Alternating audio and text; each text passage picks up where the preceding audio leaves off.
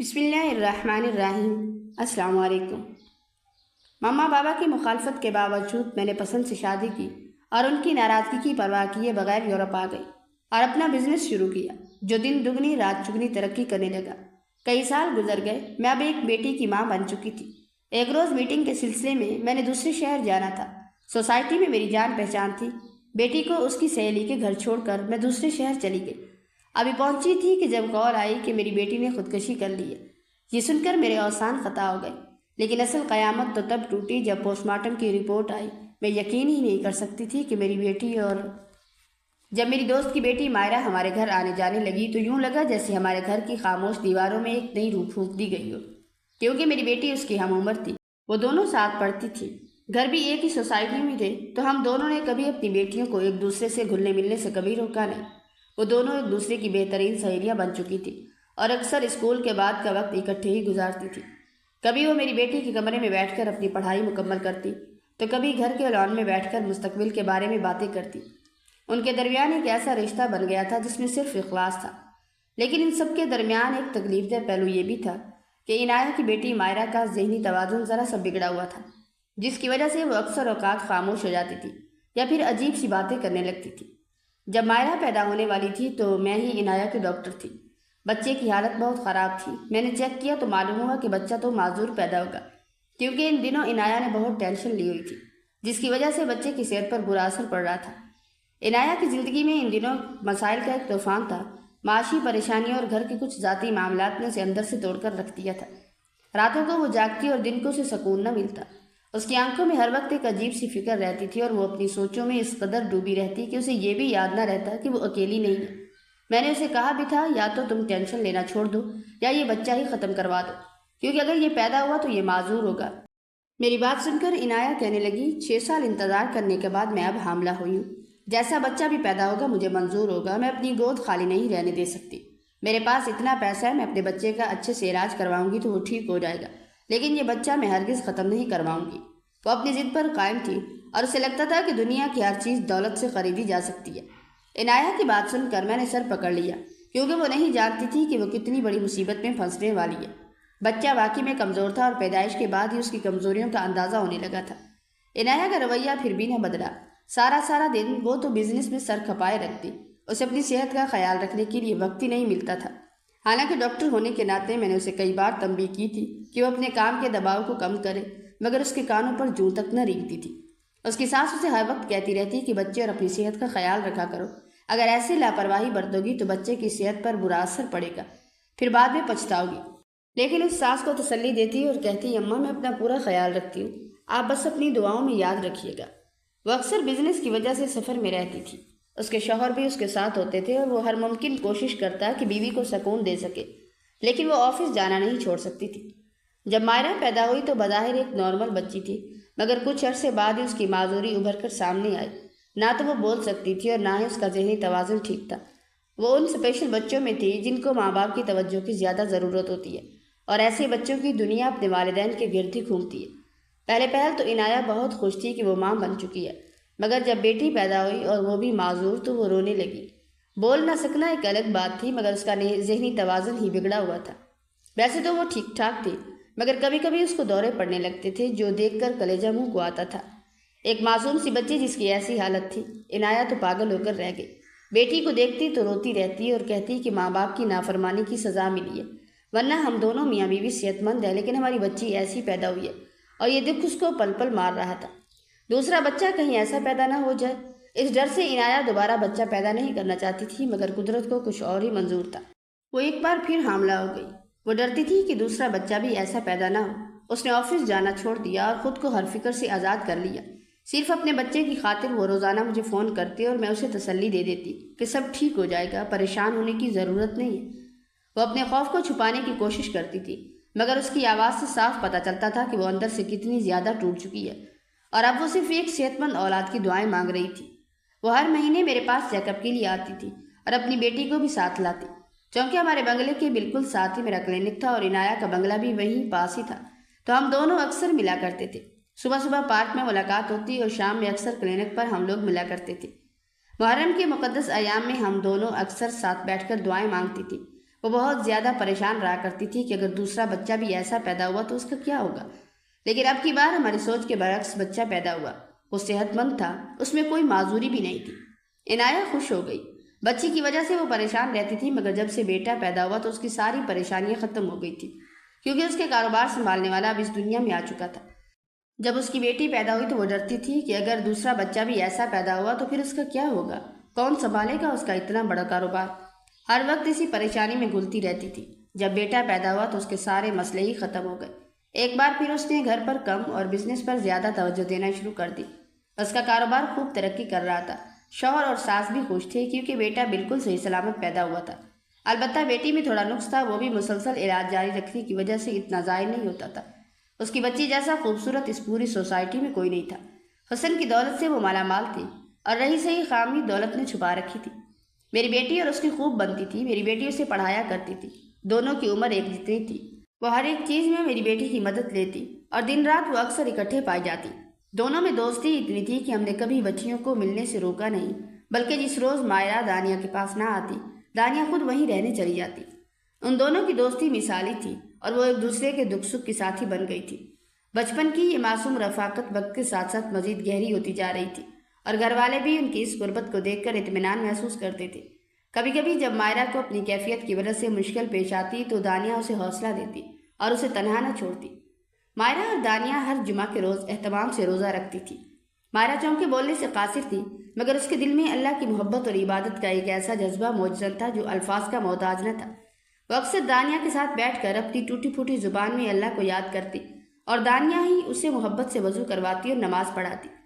ان دونوں کا یہ عمل محض دکھاوا نہ تھا، بلکہ ان کے بیچ ایک ایسا روحانی تعلق قائم ہو چکا تھا جس میں خلوص نیت سب سے اوپر تھی، اور وہ دونوں مل کر قرآن مجید کی تلاوت کرتی جس سے گھر میں ایک خاص نورانیت محسوس ہوتی۔ اس جمعہ کو بھی دونوں نے روزہ رکھنے کا پختہ ارادہ کیا تو فیصلہ ہوا کہ مائرہ آج رات ہمارے گھر ہی قیام کرے گی۔ مجھے بھی اس پر کوئی اعتراض نہ تھا، کیونکہ عنایہ اور اس کا شوہر کسی ضروری کاروباری سلسلے سے شہر سے باہر گئے ہوئے تھے اور ان کا چھوٹا بیٹا اپنی دادی کے پاس تھا، جبکہ مائرہ کو ہمارے گھر بھیج دیا گیا۔ اس خاص رات میری ہسپتال میں نائٹ ڈیوٹی تھی، جس کی وجہ سے میں اور میرے شوہر، جو خود بھی ایک ڈاکٹر تھے، دونوں ہی اپنی ڈیوٹی پر موجود تھے اور ہمیں گھر واپس نہیں لوٹنا تھا۔ گھر میں مائرہ اور دانیہ کے سوا صرف پرانے اور قابل اعتماد ملازمین تھے جو برسوں سے ہمارے بنگلے میں کام کر رہے تھے، اس لیے مجھے ان کی حفاظت کے حوالے سے کوئی خاص فکر نہ تھی۔ میں نے اپنی بیٹی کو فون کر کے حالات سے آگاہ کر دیا تھا کہ وہ دونوں بچیاں گھر پر اکیلی ہیں اور انہیں اپنی حفاظت کا خاص خیال رکھنا ہوگا۔ دانیہ نے بھی مجھے بڑی تسلی کے ساتھ جواب دیا کہ وہ مائرہ کی ذمہ داری پوری طرح اٹھائے گی اور کسی بات کی پریشانی نہیں ہونے دے گی۔ میں اس بات سے مکمل طور پر مطمئن ہو گئی تھی کہ ہمارے گھر برسوں سے کام کرنے والی ہماری وفادار ملازمہ روبینہ آج رات انہی کے پاس رک رہی ہے۔ وہ میری بہت پرانی ملازمہ تھی اور مجھے اس کی سدھ بدھ اور ذمہ داری پر مکمل اعتماد تھا کہ وہ بچوں کا خیال رکھے گی۔ ساری رات اسپتال میں ڈیوٹی دیتے ہوئے گزری۔ جیسے ہی گھڑی نے رات کے 2 بجے کا وقت دکھایا تو میرے فون کی گھنٹی بج اٹھی۔ دیکھا تو میری بیٹی دانیہ کی کال تھی۔ مجھے شدید حیرت ہوئی کیونکہ اس نے کبھی بھی رات کے اس پیر مجھے فون نہیں کیا تھا۔ دل میں ایک عجیب سی کھلبلی سی مچی کہ سب خیریت تو ہے۔ میں نے فوراً کال اٹھائی تو دانیہ کی سسکیاں اور رونے کی آواز آئی اور وہ روتے ہوئے کہنے لگی، امی پلیز جلدی گھر آ جائے۔ میں نے گھبرا کر پوچھا، بیٹا کیا ہوا ہے، کچھ بتاؤ تو صحیح۔ وہ بس اتنا ہی کہہ سکی کہ امی آپ بس گھر آ جائے، میں فون پر ایسے کچھ نہیں بتا سکتی۔ اس کی آواز رونے کی وجہ سے بری طرح کانپ رہی تھی اور ہچکیاں اسے بولنے نہیں دے رہی تھی۔ میرا پرائیویٹ کلینک تو بند تھا، لیکن میں آج شہر کے سرکاری اسپتال میں ایمرجنسی ڈیوٹی پر تھی، جو میرے گھر سے تقریباً 15 منٹ کی مسافت پر تھا۔ میں نے جیسے تیسے اسپتال کا انتظام سنبھالا اور تیزی سے گاڑی بھگا کر گھر پہنچی تو منظر دیکھ کر میرے پیروں تلے سے زمین نکل گئی۔ مائرہ نے گھر کی دوسری منزل کی بالکنی سے چھلانگ لگا کر خودکشی کر لی تھی۔ میری بیٹی دانیہ اس کے بے جان جسم کے پاس بیٹھی زار و قطار رو رہی تھی، جبکہ روبینہ اسے تسلی دینے کی ناکام کوشش کر رہی تھی۔ میں نے فوراً عنایہ اور اس کی ساس کو فون کیا۔ کچھ ہی دیر میں سب لوگ جمع ہو گئے۔ میں نے حواس بحال کر کے دانیہ سے پوچھا کہ یہ سب کیسے ہوا، تو وہ ہچکیاں لیتے ہوئے بتانے لگی کہ ہم تو عشاء کی نماز پڑھ کر پرسکون ہو گئے تھے۔ اچانک میری آنکھ کھلی تو دیکھا مائرہ اپنی جگہ پر موجود نہیں تھی۔ میں گھبرا کر اٹھی اور اسے ڈھونڈنے کے لیے باہر نکلی۔ جب وہ کہیں نظر نہ آئی تو میں نے روبینہ کو بھی اٹھایا۔ ہم دونوں نے اس پورے گھر میں اسے تلاش کیا۔ جب صحن میں آئی تو دیکھا وہ نیچے گری ہوئی تھی اور اس کے نازک چہرے سے خون بہہ رہا تھا۔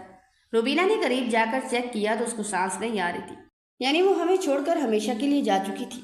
یہ کہتے ہی دانیہ زور زور سے رونے لگی جبکہ عنایہ تو یہ صدمہ برداشت نہ کر سکی اور شدت غم سے بے ہوش ہو کر وہیں گر پڑی۔ میں نے مائرہ کو میڈیکل چیک کیا تو حقیقت میں وہ ہمیں چھوڑ کر جا چکی تھی۔ میری آنکھوں سے بھی آنسو رواں ہو گئے۔ عنایہ کو جب ہوش آیا تو وہ پاگلوں کی طرح چیخنے لگی اور کہنے لگی یہ جب پیدا ہوئی تھی تو میں سوچتی تھی کہ یہ معذور بچی ہے، مر جائے تو ہی اس کے لیے اور میرے لیے بہتر ہے، مگر آج جب وہ واقعی مر گئی ہے تو مجھے یوں محسوس ہو رہا ہے جیسے اس کی موت کے پیچھے میرا ہی ہاتھ ہے۔ میری بے حسی اور میری لاپرواہی نے ہی اسے یہ قدم اٹھانے پر مجبور کیا۔ یہ کہہ کر وہ اپنا سر پیٹ پیٹ کر زور زور سے رونے لگی۔ میں مائرہ کو لیے اپنے کلینک میں آ گئی۔ اس کے جسم پر لگنے والے زخموں سے صاف ظاہر تھا کہ اس نے صرف چھت سے چھلانگ نہیں لگائی بلکہ اسے کسی نے برے طریقے سے پیٹا۔ جب میں نے یہ بات عنایہ کو بتائی تو وہ حیران رہ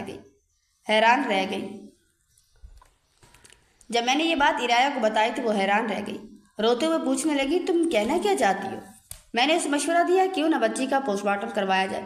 یہ سن کر عنایہ کے رونے میں شدت آ گئی اور وہ کہنے لگی صبا میں یہ نہیں کر سکتی، میری معصوم سی بچی موت کے بعد اتنی اذیت کیسے جھیلے گی؟ میں ہرگز نہیں کراؤں گی۔ میں نے اسے تسلی دی اور کہا کہ اگر تم اس کے مجرم کو پکڑنا چاہتی ہو تو تمہیں یہ قدم اٹھانا ہی ہوگا، تو اس نے خاموشی سے اس بات میں سر ہلا دیا۔ میں نے کہا ٹھیک ہے پھر اس کا پوسٹ مارٹم کرواتے ہیں۔ مجھے تو اس کی موت کی وجہ کچھ اور ہی لگ رہی تھی۔ جب میں نے یہ بات کی تو عنایہ کہنے لگی جو بھی بات ہے مجھے صاف صاف بتاؤ۔ میں نے کہا ایک بار رپورٹ آ جائے پھر تمہیں سب کچھ بتاتی ہوں۔ وہ چپ چاپ گھر چلی گئی۔ صدمے سے اس کی حالت دن بدن خراب ہو رہی تھی اور میری بیٹی دانیہ تو جیسے بولنا ہی بھول چکی تھی۔ وہ بستر پر ایسے بے سود پڑی تھی جیسے یہ قتل اس کے ہاتھوں ہوا ہو۔ میں اسے سمجھاتی رہی مگر وہ نہ سمجھی اور مسلسل روتی رہی، یہاں تک کہ جب مائرہ کو دفنا دیا گیا تو وہ گھنٹوں اس کی قبر کے پاس بیٹھی رہی اور گھر ہی نہیں آنا چاہتی تھی۔ کسی طرح زبردستی ہم اسے گھر لے آئے تھے۔ جب مائرہ کی پوسٹ مارٹم رپورٹ کے آنے کا شدت سے انتظار تھا، جیسے ہی رپورٹ آئی مجھے اسے تفصیل سے پڑھنے کا وقت ہی نہیں ملا کیونکہ اسپتال میں نائٹ ڈیوٹی چل رہی تھی۔ عنایہ تو ہر جگہ آنا جانا چھوڑ چکی تھی، اس نے خود کو کمرے میں بند کر لیا تھا۔ کچھ دن بعد جب وہ رپورٹ میرے ہاتھ لگی تو اسے پڑھ کر میرے سر پر آسمان ٹوٹ پڑا۔ رپورٹ میں موجود حقائق اس قدر ہولناک تھے کہ میرا کلیجہ منہ کو آ گیا۔ میں سوچنے لگی کہ آخر مائرہ کا دشمن کون ہے جو اتنی سفاکی سے ایک معصوم اور بے بس بچی کو نشانہ بنا سکتا ہے۔ جب عنایہ کو معلوم ہوا کہ رپورٹ آ چکی ہے تو وہ بھاگتی ہوئی میرے کلینک چلی آئی۔ اس کے بال بکھرے ہوئے تھے اور کپڑے 2 ہفتے پرانے پہنے ہوئے تھے۔ اس کی حالت سے معلوم ہی نہیں ہو رہا تھا کہ وہی عنایہ ہے جو کبھی اپنی شان و شوکت اور بزنس کی وجہ سے جانی جاتی تھی۔ وہ روتے ہوئے میرے پاس آئی اور کانپتی ہوئی آواز میں پوچھنے لگی کہ صبا سچ سچ بتاؤ میری بیٹی کو کیا ہوا تھا؟ تو جو ہولناک خبر میں نے اسے سنائی وہ سن کر وہیں فرش پر بے ہوش ہو کر گر گئی۔ عنایہ اور میں کالج میں ساتھ پڑھتی تھی۔ ہماری دوستی کا ایک ایسا حسین رشتہ تھا کہ ہم ہر لمحہ ایک دوسرے کے ساتھ بانٹتے تھے۔ وہ میری ماموزاد بہن ہونے کے ساتھ ساتھ میری بہترین دوست بھی تھی۔ وہ بچپن سے ہی انتہائی ذہین اور محنتی تھی۔ اس کی آنکھوں میں ہمیشہ کچھ کر دکھانے کی ایک خاص چمک دکھائی دیتی تھی۔ اس کے اساتذہ بھی اس کی ذہانت کے گن گاتے تھے اور وہ ہمیشہ کلاس میں نمایاں نمبر حاصل کرتی تھی۔ میٹرک کا رزلٹ آیا تو مومانی اسے مزید پڑھانے کے حق میں نہ تھی، مگر عنایہ نے ہمت کی اور کالج میں داخلہ لے لیا۔ اس کا دل علم حاصل کرنے کی پیاس سے لبریز تھا۔ وہ گھر کے کاموں کے ساتھ ساتھ اپنی کتابوں کو بھی وقت دیتی، یہاں تک کہ راتوں کو چراغ کی مدھم روشنی میں بھی وہ اپنی پڑھائی جاری رکھتی تھی۔ جب اس کا نام میرٹ لسٹ کے بورڈ پر نمایاں الفاظ میں لکھا گیا تو وہ خوشی سے سرشار ہو کر بھاگتی ہوئی گھر آ گئی اور اپنے والد کو گلے لگا کر کہا بابا میرا کالج میں داخلہ ہو گیا، اب بس میری فیس جمع کرانا باقی ہے۔ باپ نے مسکرا کر محبت بھری نظروں سے اسے دیکھا اور جواب دیا بیٹا پریشان کیوں ہوتی ہو؟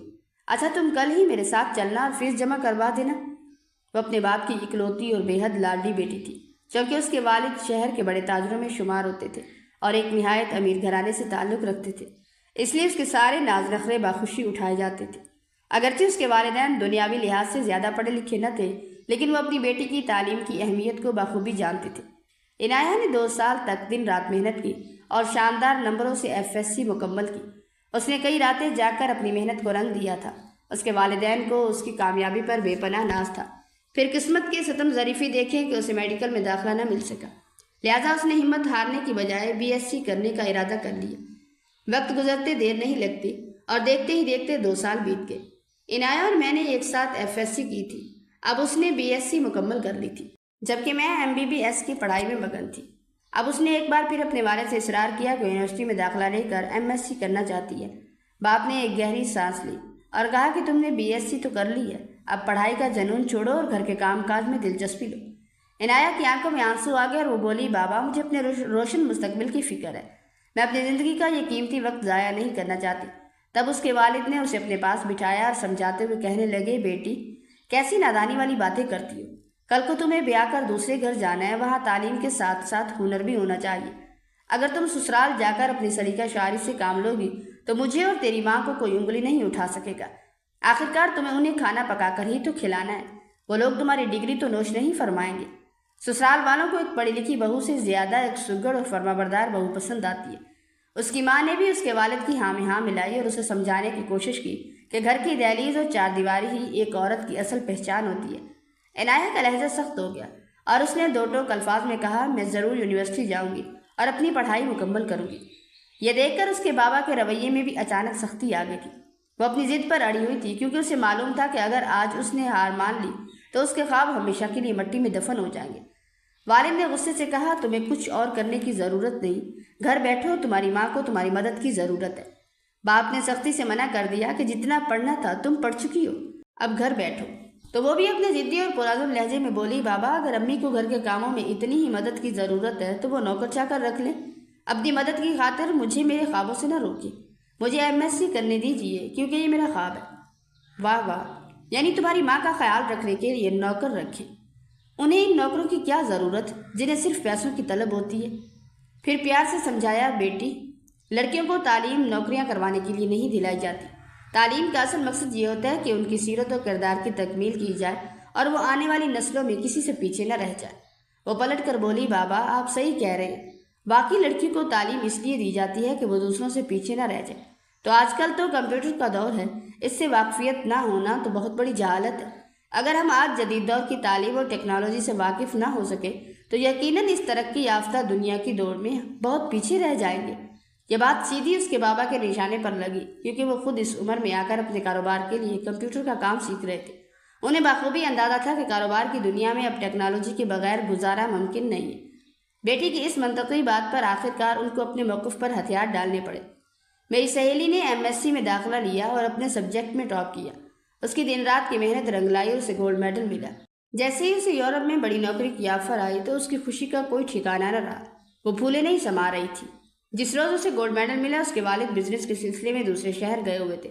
باپ کے آتے ہی اس نے ساری تقریب کی رودات سنائی تو ان کا دل بھی خوشی سے بھر گیا اور انہوں نے فوراً مٹھائی منگوا کر پورے خاندان میں بانٹی۔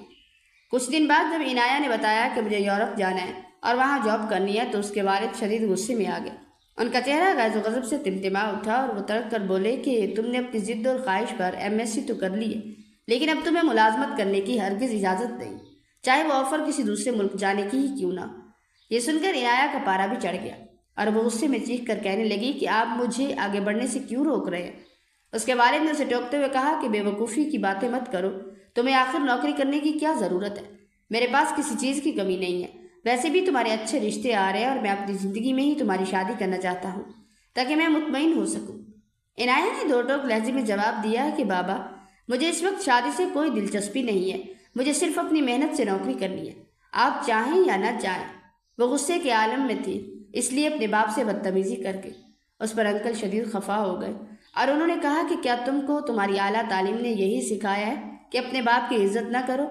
میرا تو خیال تھا کہ تم پڑھ لکھ کر مزید فرما بردار اور سمجھدار ہو جاؤ گی، لیکن تم نے تو اس تعلیم سے کچھ بھی حاصل نہیں کیا، اس سے تو لاکھ درجے بہتر تھا کہ تم جاہل ہی رہتی۔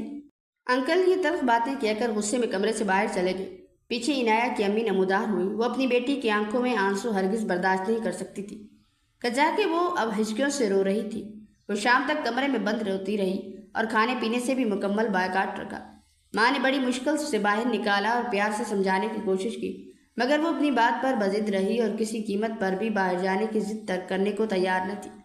آخرکار ایک روز وہ اپنے والدین اور پورے خاندان کو ناراض کر کے یورپ روانہ ہو گئی۔ نہ اس نے ماں کے آنسوؤں کی پرواہ کی اور نہ ہی باپ کی ناراضگی کی اور یورپ جا کر گھر والوں کو یکسر فراموش کر دیا۔ وہ وہاں کی چکا چوند اور اپنی کامیابیوں میں اس قدر مگن ہو گئی کہ اسے پلٹ کر اپنے ماضی کو دیکھنے کی فرصت نہ ملی۔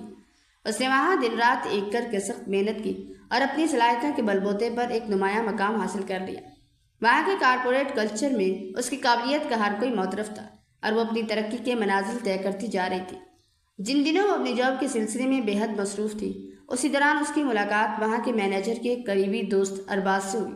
وہ ایک اعلیٰ تعلیم یافتہ، شائستہ اور بے حد خوبرو شخص تھا جس کی شخصیت میں ایک الگ ہی کشش اور وقار تھا۔ عنایہ اس کی قابلیت، سوچ اور انداز گفتگو سے بے حد متاثر ہوئی اور ان دونوں کی بڑھتی ہوئی قربتیں جلد ہی ایک گہرے تعلق میں بدل گئی۔ وہ جہاں بھی ہوتی ہمیشہ اس سے رابطے میں رہتی اور ان کے درمیان رابطے کا یہ سلسلہ مسلسل بڑھتا جا رہا تھا۔ اکثر رات کو اس کا فون آتا اور ہم گھنٹوں باتیں کرتی۔ وہ مجھے یورپ کے طرز زندگی، وہاں کی راتوں اور اپنی جاب کی مصروفیات کے بارے میں تفصیل سے بتاتی رہتی تھی۔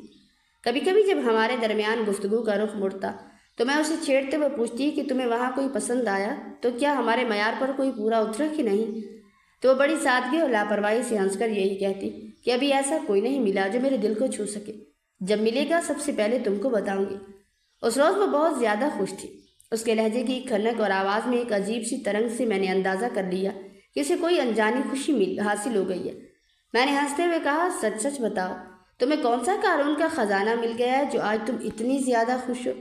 وہ کھلکھلا کر بولی، مجھے واقعی قارون کا خزانہ ہی تو ملا ہے، اور وہ ایک ایسا شخص ہے جو بہت پڑھا لکھا، سلجھا ہوا اور میرے ہر معیار کے مطابق ہے۔ اس کا نام ارباز ہے۔ میں نے بے حد تجسس سے پوچھا کہ کب شادی کر رہی ہو؟ کہنے لگی، یہ سب بعد میں بتاؤں گی، ابھی کچھ طے نہیں ہوا۔ دوسری بار جب اس کا فون آیا تو وہ پہلے سے کہیں زیادہ پرجوش اور خوش لگ رہی تھی۔ کہنے لگی، جلد ہی تم کو بہت بڑی خوشخبری دوں گی۔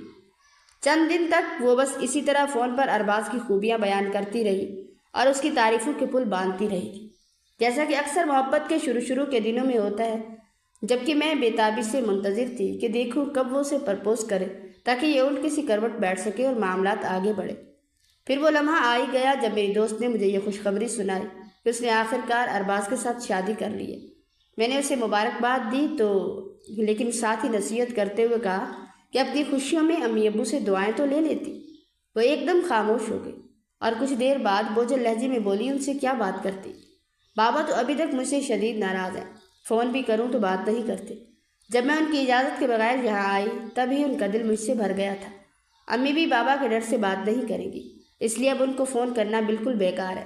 میں نے جلدی سے کہا کہ ایک بار کوشش تو کرتی، تو وہ بولی کی تو تھی، لیکن ماں سے وہی دردناک جواب ملا، تم ہمارے لیے اور ہم تمہارے لیے مر گئے۔ جو بغیر اجازت اور اطلاع کے گھر سے جا سکتی ہو وہ ہمارے دل سے بھی نکل گئی ہے۔ یہ ایک بہت ہی تکلیف دہ موضوع تھا، لہٰذا میں نے اسے مزید گریدنا مناسب نہ سمجھا اور خاموشی سے ارباز کی باتیں پوچھتی رہی۔ وہ ہنستے ہوئے بتاتی گئی کہ وہ بہت اچھے انسان ہیں اور خوبصورتی میں بھی ان کا کوئی ثانی نہیں۔ وہ تمام خوبیاں ان میں موجود ہیں جو میں ہمیشہ اپنے ہم سفر میں دیکھتی تھی۔ جب اس نے اس کی ہر خوبی کا ذکر کر لیا تو میں نے سنجیدگی سے اسے پوچھا کہ کیا وہ وفادار بھی ہے یا پھر وہاں کے مغربی ماحول میں پوری طرح رچ بس گیا ہے؟ یہ تو ذرا دیکھنا۔ میں نے کہا تو وہ تھوڑی دیر کے لیے خاموش رہی، جیسے میری بات نے اسے کسی گہری سوچ اور خدشات کے سمندر میں دھکیل دیا۔ پھر ایک ٹھنڈی آہ بھر کر کہنے لگی، یہ سب تو وقت گزرنے کے ساتھ ہی پتہ چلتا ہے، جب کسی انسان سے عملی واسطہ پڑتا ہے، اور ابھی تو میرا اور ارباز کا واسطہ نیا ہے۔ جب تعلق پرانا ہوگا تو سب حقیقتیں خود بخود سامنے آ جائیں گی۔ بس خدا کرے وہ با وفا ہی ہو اور ہم عمر بھر ایک دوسرے کا ساتھ نبھائیں۔ اس کے لہجے میں ایک عجیب سا بھروسہ اور کسی انجانے خوف کی جھلک تھی۔ پھر وہ جیسے ارباز کے سحر میں مکمل طور پر کھو گئی۔ اس شخص کو اپنی بیوی کی نفسیات، اس کی شرافت اور اس کے جذباتی پن کا خوب اندازہ تھا، لیکن وہ مخلص ہرگز نہیں تھا، بلکہ ایک انتہائی مفاد پرست اور خود غرض انسان تھا۔ اس نے صرف عنایہ کی ظاہری خوبصورتی، اس کی محنت سے کمائی ہوئی دولت اور اس کے مستحکم بینک بیلنس کو دیکھ کر شادی کا ڈرامہ رچایا تھا تاکہ وہ وقت آنے پر اپنی بیوی کو مکمل طور پر نچوڑ سکے اور اس سے زیادہ مالی فائدہ حاصل کر سکے، اپنی عیاشیوں کا سامان کر سکے۔ اس نے پہلے تو بڑی چالاکی سے اسے اپنے جھوٹے پیار کے جال میں پھنسا کر مکمل اعتماد میں لیا اور پھر اپنی مکار بھری اور خطرناک چال کا باقاعدہ آغاز کر دیا۔ ایک دن وہ نہایت پریشان اور غمگین سا بیٹھا کہ عنایہ آفس سے تھکی ہاری واپس آئی۔ جیسے ہی اس نے اپنے شوہر کو سال میں دیکھا تو فکر مندی سے پوچھا کہ کیا ہوا، اتنے پریشان کیوں ہو اور یہ خاموشی کیسی ہے؟ تو ارباز نے ایک گہری اور مصنوعی سانس لے کر نہایت بناوٹی دکھ اور غمگین چہرے کے ساتھ جواب دیا کہ اسے اپنے کاروبار میں کافی بڑا نقصان ہوا ہے اور اب اسے پیسوں کی سخت ضرورت ہے، ورنہ وہ دیوالیہ ہو کر سب کچھ کھو دے گا۔ عنایہ جو اس وقت اس کے محبت کے سحر میں پوری طرح گرفتار تھی، جس کی وفا پر کوئی شک نہیں کیا جا سکتا تھا، فوراً بولی، اس میں اتنی پریشانی والی کیا بات ہے؟ جیسے مشکل وقت میں ایک بیوی اپنے شوہر کو پکارتی ہے، ویسے ہی شوہر بھی تو مصیبت کی گھڑی میں اپنی بیوی سے مدد لے سکتا ہے۔ آپ بتائیے آپ کو کتنے پیسوں کی ضرورت ہے تاکہ میں فوری انتظام کر سکوں؟ ارباز نے موقع پا کر فوراً جواب دیا کہ جتنے بھی دے سکو، مجھے تو اس وقت کافی بڑی اور خطیر رقم درکار ہے۔ وہ کافی دیر سوچتی رہی اور پھر اندھا اعتماد کرتے ہوئے اپنا سب کچھ اس کے حوالے کرنے کا فیصلہ کر لیا۔ اس نے اپنے سارے اکاؤنٹ اس کے نام کر دیے تاکہ وہ بار بار مانگنے کی زحمت نہ کرے، بلکہ جب بھی ضرورت ہو آرام سے خود ہی لے سکے۔ اور یوں ارباز کا مقصد آسانی سے پورا ہو گیا۔ یوں ارباز نے اسے خوب لوٹا۔ کہتے ہیں کہ زیادہ ذہین لوگ نہایت مذہب اور پیارے طریقے سے جرم کرتے ہیں۔ ارباز کا شمار بھی انہی لوگوں میں تھا جو اپنی میٹھی باتوں کے جال میں پھنسا کر سادہ لو انسانوں کو کنگال کر دیتے ہیں۔ اپنی انتہائی باوفا اور مخلص بیوی کو لوٹنا تو اب اس کا پسندیدہ اور روزمرہ کا مشغلہ بنتا جا رہا تھا۔ 6 ماہ گزرے تھے کہ ایک روز وہ گھر آیا اور سر پکڑ کر بیٹھ گیا۔ عنایہ نے فکر مندی سے پوچھا کہ کیا ہوا، تم اتنے پریشان کیوں ہو؟ تو وہ کانپتی ہوئی آواز میں کہنے لگا کہ بزنس میں اپنے دوستوں سے بھاری قرض لیا تھا، اب لوٹا نہیں پا رہا۔ وہ قانونی چارہ جوئی کرنے کا ارادہ کر رہے ہیں، اور اگر ایسا ہوا تو مجھے جیل ہو جائے گی۔ تم ہی مجھے اس ذلت سے بچا سکتی ہو، کیونکہ میں نے مجبوری میں ان کے ساتھ معاہدے میں بڑا فراڈ کیا تھا۔ یہ انکشاف سن کر عنایہ دم بخود رہ گئی۔ اس کے پیروں تلے سے زمین نکل گئی۔ جس شخص کو وہ کامل شخصیت کا حامل اور باکردار سمجھتی رہی، وہ بزنس میں اپنے ہی دوستوں کے ساتھ سنگین فراڈ کر سکتا تھا۔ اس نے اپنا سر پکڑ لیا کیونکہ ارباز کی حالت مسلسل بگڑ رہی تھی۔ وہ مارے خوف کے بچوں کی طرح رو رہا تھا۔ یہ یورپ جیسے گوروں کا ملک تھا جہاں قانون انتہائی سخت تھا اور کسی بھی طرح کی معافی ملنا تقریباً ناممکن تھا۔ خاوند کو اس قدر حواس باختہ اور ٹوٹا ہوا دیکھ کر عنایہ نے اپنی ساکھ اور اس کے مستقبل کو بچانے کے لیے کسی نہ کسی طرح رقم کا انتظام کر لیا۔ ارباز نے اس وقت تو قسمیں کھا کر وعدہ کیا کہ یہ وہ قرض بہت جلد لوٹا دے گا، تاہم اس نے اپنے اس وعدے کی پاسداری ہرگز نہ کی۔ جب عنایہ نے اسے کچھ عرصے بعد قرض کی یاد دہانی کرائی تو وہ اپنی اصلیت پر اتر آیا اور ڈٹائی سے کہنے لگا کہ قرض تو تم نے لیا ہے اور تم ہی لوٹاؤ گی، میرے پاس تو ایک ڈیلا بھی نہیں ہے۔ قرض کی واپسی کی آخری مدت 1 سال تھی۔ سال کے اختتام پر جب حالات سنگین ہوئے تو عنایہ نے اپنا تمام قیمتی زیور بیچ دیا۔ اس کے پاس کچھ سونے کے سیٹ اور دیگر زیورات تھے، مگر سب کچھ فروخت کر کے وہ بھی بامشکل آدھی رقم ہی واپس کر سکی۔ ایک دن عنایہ کی طبیعت سخت خراب تھی۔ ارباز باہر سے آیا اور آتے ہی حکم انداز میں کھانا مانگنے لگا۔ عنایہ نے کمزوری سے جواب دیا کہ میری طبیعت ٹھیک نہیں ہے، اس لیے آج میں نے کچھ نہیں پکایا۔ اس پر ارباز کو شدید غصہ چڑھ گیا اور وہ چلا کر بولا کہ ایک تو میں تھکا ہارا گھر آیا ہوں، اوپر سے تم مجھے یہ ادائیں دکھا رہی ہو۔ گھر سے بھاگ کر آنے والی لڑکیاں اور ایسی خودسر عورتیں ایسی ہی ہوتی ہیں۔ مجھے اگر پہلے سے پتا ہوتا کہ تم اتنی بیکار اور نکمی عورت ہو تو میں کبھی بھی تم سے شادی نہ کرتا۔ پھر وہ چیختے ہوئے مزید کہنے لگا، میں نے تو سنا تھا کہ تم ایک امیر تاجر کی بیٹی ہو اور تمہارے پاس ہیرے کے بڑے بڑے سیٹ ہیں، اس لیے تو میں نے تم سے شادی کرنے کا فیصلہ کیا تھا۔ یہ ہولناک انکشاف کرتے ہوئے وہ مزید بولا کہ وہ سیٹ کہاں گئے ہیں، ان کو فوراً فروخت کر کے باقی قرضہ بھی اتار دو۔ مجھ سے اب یہ روز روز کے جھگڑے اور قرض کا بوجھ برداشت نہیں ہوتا۔ عنایہ اس روز روز کی بحث اور ذہنی اذیت سے بیمار رہنے لگی۔ پھر ایک دن معمولی سی بات پر ارباز نے اپنا آپ کھو دیا اور اس کے منہ پر زوردار تھپڑ رسید کیا۔ وہ اس اہانت اور ذلت کے لیے ہرگز تیار نہیں تھی۔ وہ پھوٹ پھوٹ کر رونے لگی اور آج اسے اپنے باپ کے وہ تلخ الفاظ شدت سے یاد آ رہے تھے کہ ڈگریاں اور دولت کچھ نہیں ہوتی، اصل چیز صرف انسانیت اور اخلاق ہے۔ اس نے مجھے بتایا کہ ہیرے کی سیٹ تو وہ پاکستان ہی چھوڑ آئی تھی، اپنے ساتھ صرف سونے کے چند زیورات ہی دے کر گئی تھی، یہ سوچ کر کہ شاید کبھی کام آ جائے۔ بہرحال اس لڑائی کے بعد ارباز گھر سے چلا گیا اور پھر کبھی واپس نہ پلٹا۔ بیچاری اس کی پریشانی میں کوئی کام نہ کر سکی کیونکہ اسے ارباز سے حد درجہ محبت تھی۔ شدید ٹینشن کی وجہ سے وہ بیمار پڑ گئی اور اپنی نوکری بھی چھوڑ دی۔ دفتر کی طرف سے ملا ہوا فلیٹ واپس کرنا پڑا، اسے وہ خالی کرنا پڑا۔ عنایہ نے مجھے میسج کیا جس میں لکھا تھا کہ میں نے جاب چھوڑ دیا اور اب گوروں کا ملک بھی چھوڑنا پڑے گا جہاں کی نوکری بھی بہت سخت ہوتی ہے۔ اب سوچتی ہوں پاکستان آ کر کیا کروں گی، کہاں جاؤں گی۔ بابا بہت یاد آتے ہیں تو وہ شاید اب میری شکل دیکھنا بھی گوارا نہ کرے۔ یہ میسج پڑھ کر میرا دل بھر آیا۔ مجھے عنایہ پر بہت غصہ بھی آیا اور رحم بھی۔ غصہ اس بات پر کہ ترقی کے اندھے شوق میں یہ سب کچھ اس نے کیوں نہ سوچا۔ جاتے وقت میں نے بھی اسے بہت سمجھایا کہ ماں باپ کی دعائیں لے کر ہی اولاد کامیاب ہوتی ہے اور زندگی میں سچی خوشیاں ملتی ہیں۔ میں نے کہا تھا پہلے ان کو راضی کر لو، ان کی دعائیں لو، پھر جانا، مگر وہ نہیں مانی۔ اس کی آنکھوں میں تو صرف اپنے خواب تھے۔ اس نے شادی کے لیے بھی ایک غلط انسان کا انتخاب کیا اور اسے سب کچھ جاننے کے باوجود اس پر پیسہ لوٹاتی رہی، حالانکہ وہ اس کے ساتھ ایک پل بھی مخلص نہیں تھا۔ وہ چاہتی تھی کہ ارباز کے خلاف قانونی کارروائی کر سکتی تھی، لیکن اس نے ایسا نہ کیا۔ وہ اب ایک چھوٹے سے کمرے میں رہ کر نوکری تلاش کرنے لگی۔ ان دنوں وہ بہت دکھی تھی کیونکہ ارباز اور اس کے درمیان طلاق ہو چکی تھی۔ میں نے انکل کو تمام صورتحال سے آگاہ کیا، تب وہ فوراً اس سے رابطہ کرنے کے لیے بے چین ہو اٹھے۔ وہ اپنی بیٹی کے بارے میں بہت فکر مند تھے۔ جب عنایا حد درجہ مایوس ہو چکی تھی تو اسے انکل کا میسج موصول ہوا۔ وہ کہنے لگی، پیاری بیٹی کیسی ہو تم؟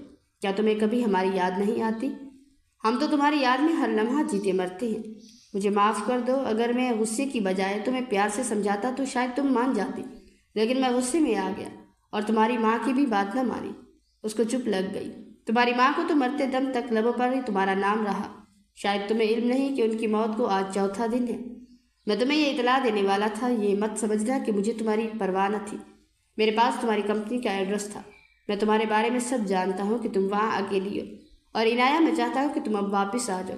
گھر کے دروازے تمہارے لیے ہمیشہ کھلے اور میری آنکھیں تمہاری دید کی منتظر ہیں۔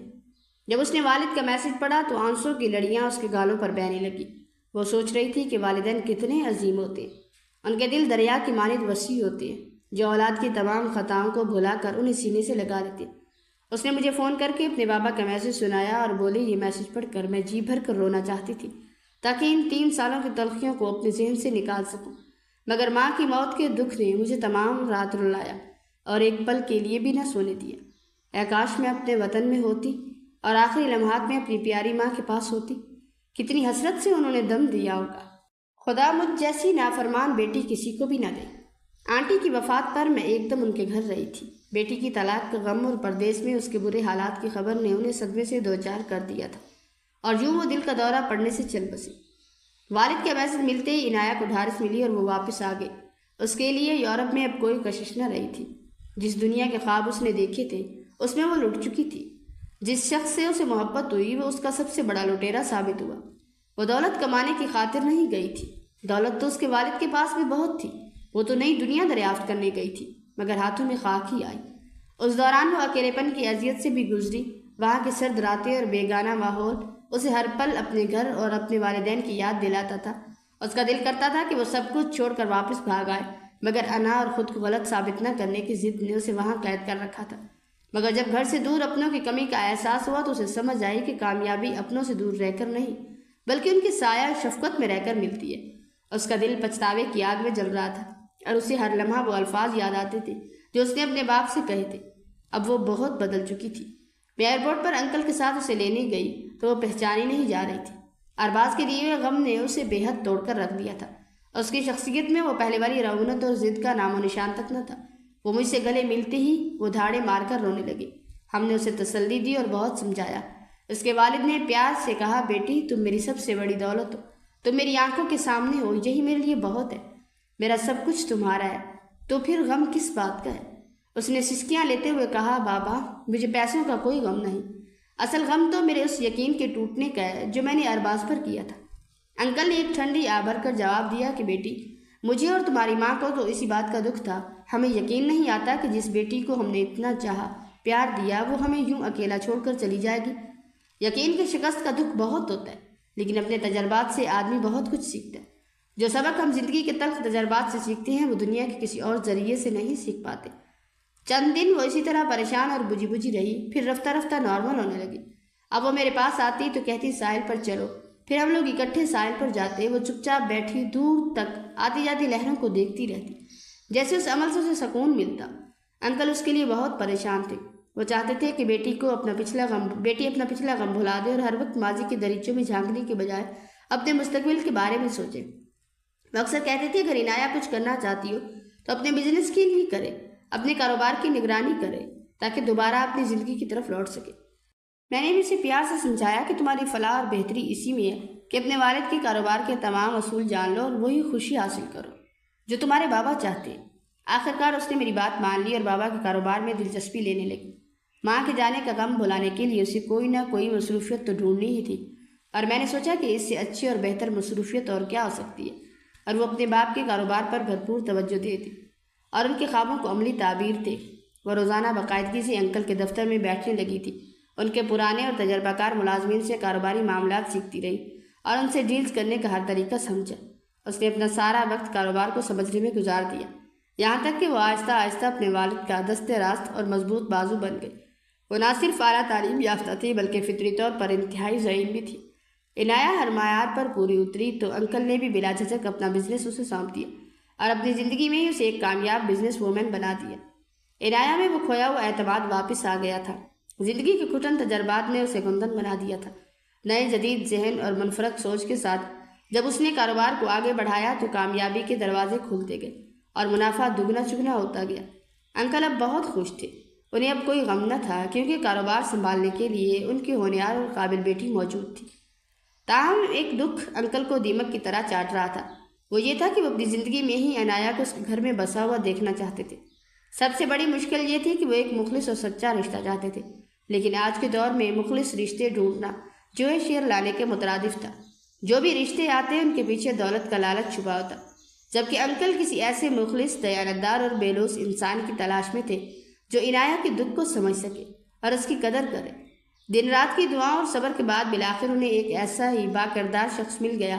وہ ایک متوسط طبقے سے تعلق رکھنے والا تھا مگر نہایت شریف اور اعلیٰ تعلیم یافتہ نوجوان حماد تھا، جسے انکل نے آج سے 4 سال پہلے اپنی کمپنی میں بطور مینیجر ملازمت دی تھی۔ اس کی ایمانداری، جان فشانی اور محنت کی وجہ سے وہ پہلے بھی اس کی بہت قدر کرتے تھے اور اب تو ان کے دل میں اس کے لیے بہت عزت تھی، لیکن انہوں نے کبھی یہ تصور بھی نہیں کیا تھا کہ وہ اس قابل بھروسہ نوجوان کو اپنا داماد بنا لیں گے۔ حماد کی شخصیت میں ایک ایسا ٹھہراؤ اور سنجیدگی تھی جو بہت کم لوگوں میں دیکھنے کو ملتی ہے۔ اس نے اپنی محنت سے نہ صرف دفتر کا کام سنبھالا بلکہ انکل کے کاروباری مسائل کو بھی اپنا سمجھ کر حل کیا۔ انکل اکثر اسے دیکھ کر سوچتے کہ کاش عنایا کو بھی ایسا ہی کوئی سمجھدار اور وفادار جیون ساتھی مل جائے، لیکن وہ اپنی بیٹی کے ماضی کے زخموں کی وجہ سے کسی کو کچھ کہنے کی ہمت نہ کر پاتے۔ ایک دن اہم میٹنگ سے واپسی پر انکل اپنا بریف کیس گاڑی میں بھول گئے، جو ڈرائیور نے غلط فہمی میں حماد کے حوالے کر دیا، کیونکہ اتفاق سے حماد کے ہاتھ میں بھی بالکل ویسا ہی ایک بریف کیس تھا جو آفس کی روٹین فائلوں سے بھرا ہوا تھا۔ دفتر پہنچ کر جب حماد نے اپنا بریف کیس سمجھ کر اسے کھولا تو اس کی آنکھیں کھلی کی کھلی رہ گئی۔ اس میں اہم کاروباری کاغذات کے ساتھ ساتھ 2 کروڑ روپے کی بھاری رقم بھی موجود تھی۔ وہ ایک لمحے کے لیے بھی ڈگمگایا نہیں۔ اس نے فوراً اپنے باس کو فون کیا اور باادب لہجے میں کہا، سر، معذرت کے ساتھ غلطی سے آپ کا بریف کیس میرے پاس آ گیا اور فائلوں والا بریف کیس غالباً آپ کے پاس چلا گیا، آپ اسے حاصل کر لیں۔ انکل یہ سن کر فوراً دفتر پہنچے، اپنا بریف کیس واپس لیا اور حماد کی اس بے داغ دیانتداری پر اسے بے اختیار گلے لگا لیا اور اسی وقت اس کے والدین سے ملنے کی خواہش ظاہر کر دی۔ حماد کے والدین نہایت سیدھے سادے اور نیک سیرت دیہاتی لوگ تھے، جن کی تربیت نے حماد جیسا ہیرا معاشرے کو دیا تھا۔ جو گاؤں میں رہتے تھے، حماد کے والد کی چند ایکڑ زمین تھی جس کی کاشت پر ان کے کنبے کا سارا گزارا ہوتا تھا۔ انکل نے گاؤں جا کر حماد کی دیانتداری کی خوب تعریف کی اور ان کے والدین کو اپنے گھر آنے کی دعوت کی۔ یہ نیک اور شریف لوگ انکل کو بے حد پسند آئے، اس لیے انہوں نے بنا کسی تکلف کے حماد کو اپنا داماد بنانے کی خواہش کا اظہار کر دیا۔ حماد جو ایک عام سا ملازم تھا، وہ تو خواب میں بھی نہیں سوچ سکتا تھا کہ ایک کروڑ پتی بزنس مین اس سے رشتہ جوڑنے کی خواہش ظاہر کرے گا۔ بہرحال اس کے والد نے اسے پیار سے سمجھایا کہ اگر تم نے شہر میں رہنا ہے اور نوکری بھی کرنی ہے تو سیٹھ صاحب کی دامادی قبول کرنے میں کوئی حرج نہیں، بلکہ یہ تو خوش قسمتی ہے۔ مجھے اس رشتے پر دلی خوشی ہوئی کیونکہ میں دیکھ رہی تھی کہ حماد ایک سلجھا ہوا انسان ہے۔ عنایا بھی اپنے والد کی خوشنودی چاہتی تھی، اس لیے وہ حماد کے انتخاب پر خاموش رہی۔ وہ پہلے ہی اپنی پسند کو آزما کر بری طرح زخمی ہو چکی تھی، اس لیے اس بار اس نے فیصلہ مکمل طور پر اپنے والد پر چھوڑ دیا۔ یوں حماد اور عنایا کی شادی ہو گئی اور وہ ایک بہترین اور سمجھدار شوہر ثابت ہوا کیونکہ وہ بنیادی طور پر ایک بہت اچھا انسان تھا۔ انکل کو بھی اب زندگی میں سکون مل گیا کہ انہوں نے بیٹی کے لیے جو انتخاب کیا تھا وہ بالکل درست ثابت ہوا ہے، لیکن عنایا کے ماضی کی تاریک چھاؤں ایک بار پھر اس کی ہنسی مسکراتی زندگی پر چھانے لگی۔ ارباز جو پہلے ہی اس کی زندگی میں تباہی مچا چکا تھا، اب دوبارہ اسے گھٹیا ہتھ کنڈوں سے بلیک میل کر رہا تھا۔ اس مکروہ انسان کے پاس عنایا کی ماضی کی کچھ ایسی تصاویر تھی جنہیں وہ غلط رنگ دے کر اسے بدنام کرنے کی دھمکیاں دے رہا تھا اور ان کے بدلے وہ ایک بھاری رقم کا مطالبہ کر رہا تھا۔ وہ جان چکا تھا کہ عنایا اب ایک کامیاب بزنس وومن بن چکی ہے اور شہر کے امیر ترین لوگوں میں اس کا شمار ہوتا ہے۔ وہ اپنی حماقت پر افسوس کرنے لگا کہ اگر اس وقت اسے طلاق نہ دی ہوتی تو آج وہ اس دولت پر عیش کر رہا تھا، مگر اب پچھتانے اور ہاتھ ملنے کے سوا اس کے پاس کچھ نہیں تھا اور اس نے انتقام کی آگ میں جل کر عنایا کو دوبارہ اذیت میں مبتلا کرنے کا فیصلہ کر لیا تھا۔ عنایا نے ارباز کی بلیک میلنگ اور اس کی مکار بھری دھمکیوں کی پرواہ کیے بغیر اس کی بات ماننے سے صاف انکار کر دیا، جس پر طیش میں آ کر ارباز نے ساری نازیبا تصاویر جنہیں وہ غلط رنگ دے کر استعمال کرنا چاہتا تھا فوراً حماد کو بھیج دی۔ لیکن حماد ایک نہایت سمجھدار، باوقار اور باشعور انسان تھا۔ وہ بخوبی جانتا تھا کہ ارباز کس گھٹیا اور پس ذہنیت کا مالک شخص ہے، اور اس نے کس طرح ماضی میں عنایا کو غیر ملک میں بے یار و مددگار چھوڑا اور اس کی زندگی کو جہنم بنا دیا۔ حماد نے ان تصویروں کو دیکھا تک نہیں بلکہ حقارت سے انہیں ردی کی ٹوکری میں ڈال کر ٹکڑے ٹکڑے کر دیا اور بغیر کسی تاخیر کے قانونی کارروائی کا آغاز کرتے ہوئے تمام ثبوت پولیس کے حوالے کر دیے، جس سے ارباز کو فوری طور پر جیل کی سلاخوں کے پیچھے بھیج دیا گیا۔ اس طرح وہ منحوس سایہ جو برسوں سے ان کی زندگیوں پر منڈلا رہا تھا، ہمیشہ کے لیے ان کے راستے سے ہٹ گیا اور یہ تکلیف دہ قصہ ہمیشہ کے لیے ختم ہو گیا۔ عنایہ میرے بچپن کی ساتھی تھی اور آج وہ میرے سامنے مکمل طور پر بکھری ہوئی اور بے حال بیٹھی تھی۔ میں نے زندگی میں کبھی اس کا اتنا بھیانک اور دردناک حال نہیں دیکھا تھا۔ ہسپتال کی وہ رپورٹس میرے ہاتھ میں تھی جن میں اس کی بیٹی کے آخری لمحات کا کربناک سچ لکھا تھا۔ میں نے روتے ہوئے اپنا سر جھکا لیا کیونکہ مجھ میں یہ ہمت نہیں تھی میں یہ اسے خبر سنا سکوں۔ اچانک عنایہ نے تیزی سے آگے بڑھ کر وہ رپورٹس میرے ہاتھ سے جھپٹ لی۔ جیسے ہی اس نے ایک ایک لفظ پڑھا اس کی روح کانپ اٹھی اور وہ پاگلوں کی طرح زور زور سے دھاڑے مار کر رونے لگی۔ رپورٹس کے مطابق اس کی معصوم بیٹی نے خودکشی نہیں کی تھی بلکہ اس کے ساتھ صفاقی سے زیادتی کی گئی تھی اور پھر کسی سنگدل قاتل نے اسے دوسری منزل سے نیچے دھکا دے کر اپنی نیند سلا دیا تھا۔ یہ بھیانک انکشاف جان کر عنایہ پر غم کا پہاڑ ٹوٹ پڑا اور اس کا پورا وجود ہل کر رہ گیا۔ وہ بے بسی اور کرب سے روتے ہوئے دہائی دینے لگی کہ کاش میں اپنے باپ کے لیے ایک اچھی اور فرما بردار بیٹی تو نہ بن سکی تھی، مگر کم از کم اپنی اولاد کے لیے ایک اچھی اور محافظ ماں تو بن جاتی۔ آج مجھے یہ سیاہ ترین دن نہ دیکھنا پڑتا۔ حماد اسے مسلسل صبر اور تسلیاں دے رہا تھا، لیکن عنایہ کی حالت لمحہ بلمحہ بگڑتی جا رہی تھی اور اس کی سسکیاں تھمنے کا نام نہیں لے رہی تھی۔ میں نے پریشانی کے عالم میں حماد بھائی سے کہا کہ پولیس میں رپورٹ اور قانونی کارروائی کے بعد درج کروائی جا سکتی ہے۔ پہلے آپ عنایہ کو یہاں سے گھر لے جائیں اور اس سے ڈاکٹر کے مشورے سے نیند کی دوا دے کر سکون سے آرام کروائیں۔ مجھے ڈر تھا کہ اگر وہ اسی طرح صدمے اور غم کی شدت میں ڈوبی رہی تو اس کے دماغ کی کوئی نازک رگ پھٹ نہ جائے یا اسے کوئی بڑا ہارٹ اٹیک نہ ہو جائے۔ حماد بھائی بھی شدید ذہنی کرب میں تھے۔ اپنی شریک حیات کی یہ لرزہ خیز اور ٹوٹتی ہوئی حالت ان سے دیکھی نہیں جا رہی تھی، اس لیے انہوں نے فوراً عنایہ کو سہارا دیا اور اسے اپنے ساتھ گھر لے گئے۔ مجھے لگا اب دانیہ ہی اس معاملے میں مجھے کچھ بتا سکتی ہے۔ میں جیسے ہی اس کے کمرے میں داخل ہوئی تو دیکھا کہ وہ بیڈ پر بیٹھی سسکیاں بھر رہی ہے۔ میں فوراً اس کے پاس جا کر بیڈ پر بیٹھ گئی اور اس کے سر پر پیار سے ہاتھ پھیرتے ہوئے اسے تسلی دینے لگی۔ میں نے بڑی نرمی سے پوچھا، بیٹا جو بھی ہوا تھا وہ مجھے سچ سچ بتاؤ، اس رات اصل میں کیا ہوا تھا؟ وہ میری طرف دیکھ کر رونے لگی اور کہنے لگی، ماما اس رات ایک چور ہمارے گھر گھس آیا تھا۔ جب اس نے ہم دونوں کو جاگتا ہوا دیکھ لیا تو وہ ایک دم سے وہاں سے بھاگ گیا، لیکن ماما ہم لوگ تب تک تو تھک کر سو گئے تھے، پھر ہمیں نہیں معلوم کہ اس کے بعد کیا ہوا۔ شاید وہ کہیں گھر کے اندر ہی چھپا بیٹھا تھا۔ جب مائرہ کچن میں ٹھنڈا پانی لینے گئی تو اس درندے نے اسے اس کے بعد وہ مزید کچھ نہ کہہ سکی اور چیخ مار کر رونے لگی۔ اس کے ان ٹوٹے ہوئے اور ادھورے جملوں نے مجھے سب کچھ سمجھا دیا تھا کہ اس رات گھر کی چاردیواری میں کیسا بھیانک کھیل کھیلا گیا تھا۔ میں نے فوراً گھر کی ملازمہ کو بلا کر گارڈ کو طلب کیا اور گھر کے ہر کونے کی CCTV فوٹیج نکلوانے کا حکم دیا۔ ساتھ ہی میں نے حماد بھائی کو فون بھی کر دیا۔ عنایہ اس وقت صدمے اور نیند کی دوا کے اثر سے سو چکی تھی اور حماد بھائی اپنی بیوی کے سرانے بیٹھے اس کی نگہداشت کر رہے تھے۔ میری کال سنتے ہی وہ گھبرائے ہوئے اور ہانپتے ہوئے دوڑے چلے آئے اور آتے ہی بے چینی سے پوچھا کہ کیا کوئی ٹھوس ثبوت ملا ہے؟ میں نے انہیں تفصیل سے بتایا کہ میں نے آپ کے گھر کے سامنے اور ارد گرد کے تمام گھروں کے باہر لگے کیمروں کی ریکارڈنگ نکلوائی ہے۔ مجھے پورا یقین ہے کہ میں اس فوٹیج میں کوئی نہ کوئی ایسا ثبوت ضرور مل جائے گا جس سے اس درندے تک پہنچا جا سکے، کیونکہ دانیہ کے بیان کے مطابق اس رات کوئی چور ہمارے گھر میں گھسا تھا اور مجھے یاد آیا کہ اس رات علاقے میں واقعی ہنگامہ تھا اور پولیس اس چور کے پیچھے بھاگ رہی تھی۔ کہیں وہ وہی چور تو نہیں تھا جس نے اس معصوم بچی کی زندگی برباد کر دی؟ اگر ایسی بات تھی تو پھر ہمیں کوئی نہ کوئی ثبوت ضرور مل جائے گا۔ حماد بھائی نے شدید کرب اور سوچ میں ڈوبے ہوئے کہا۔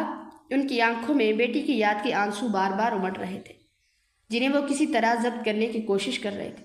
وہ اپنی نظریں CCTV فوٹیج کی اسکرین پر گاڑے ہوئے تھے۔ پھر جیسے ہی ایک خاص زاویے سے وہ چہرہ سامنے آیا جسے دیکھ کر ان کا خون کھولنے لگا، وہ اسے فوراً پہچان گئے اور ان کے لبوں سے نکلا کہ میں ابھی پولیس کو اطلاع کرتا ہوں۔ اس درندے کی اتنی ہمت کہ اس نے میری پھول جیسی معصوم بیٹی کے ساتھ یہ سب کچھ کیا۔ اس نے میری پہلے بیوی کی زندگی کو تباہ و برباد کیا اور اب میری معصوم بچی کو قتل کر کے اس نے مجھ سے ایسی دشمنی مول لے لی ہے جس کا انجام اب صرف موت ہے۔ حماد بھائی غصے اور انتقام کی آگ میں جلتے ہوئے وہاں سے نکل گئے۔ میں اس فوٹیج میں نظر آنے والے اس منحوس چہرے کو غور سے دیکھتی رہی۔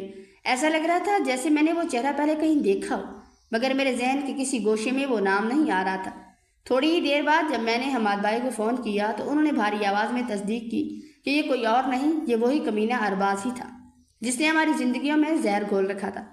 اگلے کچھ دنوں تک ارباز کی تلاش میں ہر گلی اور ہر کونا چھان مارا، مگر وہ کہیں بھی نہیں مل رہا تھا۔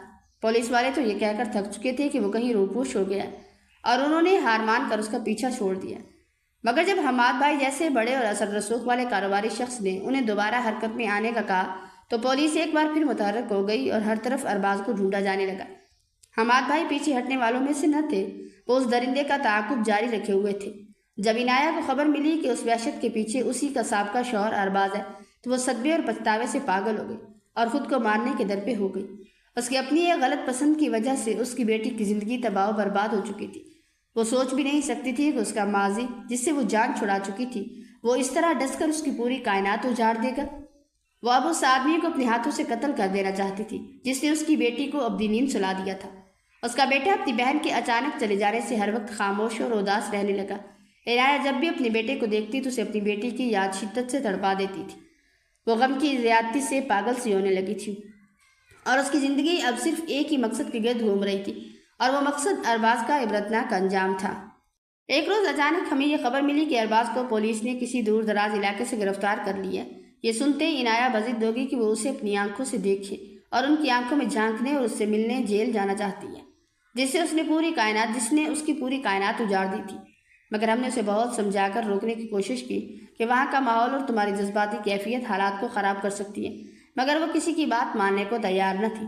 اس کی آنکھوں میں انتقام کی ایک ایسی آگ تھی جو صرف اسے دیکھ کر ہی ٹھنڈی ہو سکتی تھی۔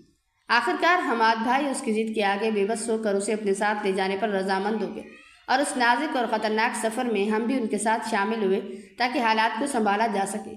میرے شوہر بھی ہمارے ہمراہ موجود تھے تاکہ کسی بھی ناگہانی صورتحال میں مدد کر سکے۔ ہم سب جب گاڑی میں بیٹھے تو راستے بھر عنایہ ایک پتھر کی مورتی بنی رہی۔ اس کے چہرے پر خاموشی تھی مگر اس کے اندر طوفان مچے ہوئے تھے۔ ہم چاروں جب پولیس اسٹیشن پہنچے تو وہاں کا ماحول انتہائی کشیدہ تھا۔ تھانے کے اندھیرے اور حبس زدہ کمرے میں ارباز سلاخوں کے پیچھے قید تھا۔ اس کے چہرے پر وہی پرانی درندگی، گھمنڈ اور ڈٹھائی تھی، جیسے اسے اپنے کیے پر کوئی پشیمانی نہ ہو۔ اس کا بس نہیں چل رہا تھا کہ وہ جیل کی مضبوط سلاخوں کو توڑ کر آگے بڑھے اور عنایہ کا گلا دبا دے۔ اسے دیکھ کر ارباز کی آنکھوں میں شفافیت اور چمک دوڑ گئی۔ وہ سلاخوں کے پیچھے سے ہی پاگلوں کی طرح چیختا چلاتا رہا اور عنایہ کو ایسی غلیظ گالیاں دیتا رہا کہ ہم سب کے کان سرخ ہو گئے۔ جبکہ حماد بھائی کو دیکھ کر وہ اس قدر مشتعل ہوا کہ وہ گویا انہیں وہیں ختم کر دینا چاہتا۔ وہ پاگلوں کی طرح سلاخوں کو مٹھیوں سے پیٹ رہا تھا۔ ہم سب اس سے کافی فاصلے پر کھڑے تھے۔ ہم سب اسے مکمل حقارت، نفرت اور کرب سے گھورتے رہے کہ یہ وہی شخص ہے جس نے ہمارے گھر کی خوشیوں، سکون اور معصوم زندگی برباد کر دی تھی۔ اس لمحے تھانے کی فضا میں ایک عجیب سا تناؤ اور بارود کی بو محسوس ہو رہی تھی۔ عنایہ کا ہاتھ آہستہ آہستہ کانپنے لگا اور اس کی سانسیں تیز ہو رہی تھیں۔ تبھی اچانک کسی کو سنبھلنے یا کچھ سوچنے کا موقع نہ ملا اور عنایہ نے غیر معمولی پھرتی کا مظاہرہ کرتے ہوئے پاس کھڑے ایک پولیس افسر کی کمر کے ساتھ لگے ہولسٹر سے پستول جھپٹ کر نکالی اور بنا کسی ہچکچاہٹ کے سیدھا ارباز کو نشانہ لے کر گولی چلا دی۔ گولی چلنے کی آواز سے تھانہ گونج اٹھا، فضا میں دھواں پھیل گیا۔ خدا کا شکر تھا کہ اس کا نشانہ معمولی سا چوک گیا اور گولی ارباز کے سر کے پاس سے گزر کر دیوار میں جا لگی، ورنہ اگر وہ گولی اسے مار دیتی تو عین ممکن تھا کہ پولیس فوراً عنایہ کے خلاف بھی اقدام قتل کی سنگین کارروائی شروع کر دیتی اور عنایہ کو عمر بھر کے لیے اپنی ہی غلطی کی وجہ سے جیل کی کالی کوٹری کا سامنا کرنا پڑتا۔ ہم سب نے فوراً لپک کر اسے سنبھالا۔ میرے شوہر اور حماد بھائی نے اسے بازوؤں سے جکڑ لیا اور کسی طرح اس کے ہاتھوں سے وہ پستول چھین کر اسے اس دباکن کام سے روک دیا۔ جو ہونا تھا وہ تو ہو چکا تھا۔ جو پیاری معصوم بیٹی ہم سے اس درندے نے چھینی تھی وہ واپس تو نہیں آ سکتی تھی۔ حماد بھائی اب مزید کوئی بھی نئی مصیبت یا قانونی پیچیدگی مول لینے کے حق میں نہیں تھے۔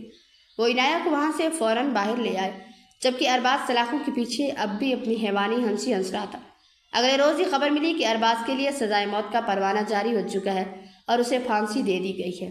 یہ خبر سن کر عنایہ کے دل کو ایک عجیب سا اطمینان ملا کہ آخرکار اس کی بیٹی کا قاتل اپنے انجام کو پہنچ گیا، لیکن اس واقعے نے اسے اندر سے توڑ کر رکھ دیا۔ اس نے اپنا آفس جانا مکمل طور پر چھوڑ دیا اور اپنی پوری توجہ اپنے بیٹے کی تربیت اور دیکھ بھال پر مرکوز کر دی۔ اب وہ اپنا سارا دن اپنے بچے اور اپنی ساس کے ساتھ گزار دیتی تھی۔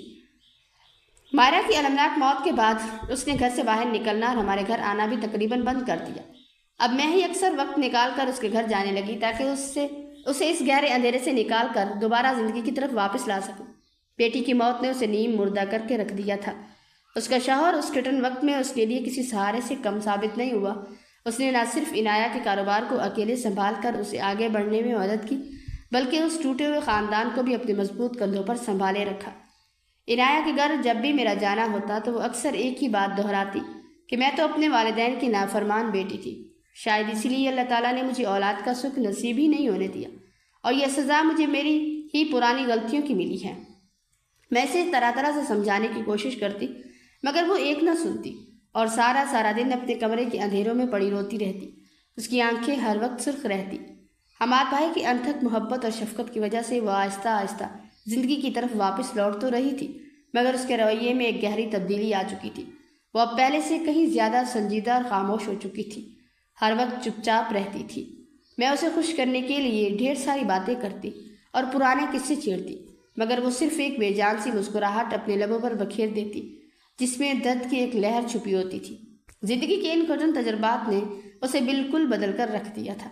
اس کے چہرے کی رونق اور آنکھوں کی چمک کہیں کھو گئی تھی، لیکن اس سب کے باوجود وہ اپنے بیٹے کی خاطر خود کو سنبھالنے کی کوشش ضرور کرتی تھی، کیونکہ وہ اب جان چکی تھی کہ اولاد کی حفاظت اور ان کی تربیت ہی اس کی بقیہ زندگی کا آخری اور واحد مقصد ہے۔ میرے پیارے عزیزوں، اس دردناک داستان سے ہمیں یہ سبق ملتا ہے کہ جو اولاد اپنے والدین کے قدموں کو ٹھکرا کر اپنی مرضی کی دنیا میں سکھ تلاش کرتی ہے، وہ دراصل خوشیوں کی بجائے صرف پچھتاووں کی راکھ اپنے دامن میں سمیٹتی، کیونکہ جس بیچ میں والدین کی بد دعا شامل ہو جائے وہ کبھی پھل نہیں دیتا، اور جو اولاد اعلیٰ تعلیم کے غرور میں اپنے ان عظیم والدین کو جاہل سمجھ کر ان کے دلوں پر خنجر چلاتی ہے، وہ در حقیقت خود جہالت کی تاریک ترین پستیوں میں گری ہوتی ہے، کیونکہ یہ حقیقت اٹل ہے کہ کامیابی کی وہ سیڑھیاں جن پر کھڑے ہو کر وہ اپنے والدین کو نیچا دکھا رہے ہوتے، وہ انہی والدین کے خون پسینے کی کمائی اور دعاؤں سے تعمیر ہوئی ہوتی ہے۔ یاد رکھیے کہ دنیا کی ہر دولت، ہر ڈگری اور ہر رشتہ والدین کی خوشنودی کے بغیر بے معنی اور کھوکھلا ہے۔ اگر ہم آج بھی اپنے والدین کے سامنے سر جھکا کر ان کی عزت نہیں کر سکتے تو یاد رکھیں کہ کل ہماری اپنی اولاد بھی اسی راستے پر چل کر ہمیں وہی تکلیف دے گی جو آج ہم اپنے والدین کو دے رہے ہیں۔ اللہ تعالیٰ ہم سب کو اپنے والدین کے آگے جھکنے اور ان کی خدمت کرنے کی توفیق عطا فرمائے۔ اللہ پاک ہمارے والدین کے سایہ شفقت کو ہم پر سلامت رکھے اور جو دنیا سے جا چکے ہیں ان کی مغفرت فرمائے۔ اے ہمارے رب، ہمیں اپنے والدین کے لیے ٹھنڈک اور سکون کا باعث بنا، ان کی ناراضگی سے بچا، اور ہمیں ایسی نیک اولاد بنا کہ تیرے بندے اور ہمارے والدین ہم سے راضی رہیں۔ ہمیں ہدایت کی سیدھی راہ پر چلا اور ہمارے مقدر میں والدین کی سچی خدمت اور ان کی ڈھیروں دعائیں لکھ دے۔ آمین یا رب العالمین۔